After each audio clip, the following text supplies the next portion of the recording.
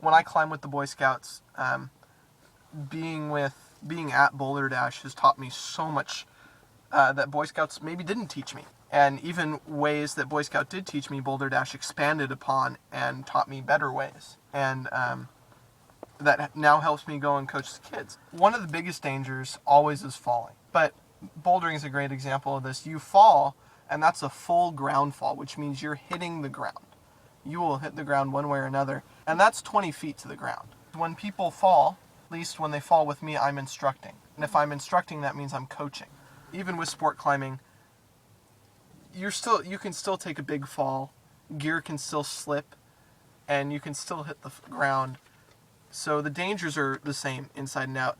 I've taken maybe a 15-foot ground fall, and it hits you hard. And you have to know how to fall. If you don't know how to fall, then you can injure yourself. The only other danger that is actually incorporated into falling is your belayer letting go of the rope. Because if your belayer lets go of the rope, you are now in a free pendulum system where you are the heaviest object.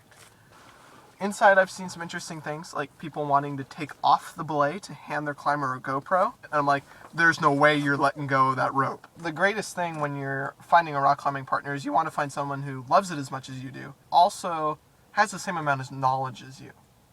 Because I could go outside and say, oh, I want to sport climb. I don't have anybody sport climb with outside. You need that second person to belay you and catch you, right? If you're alone, you don't have that.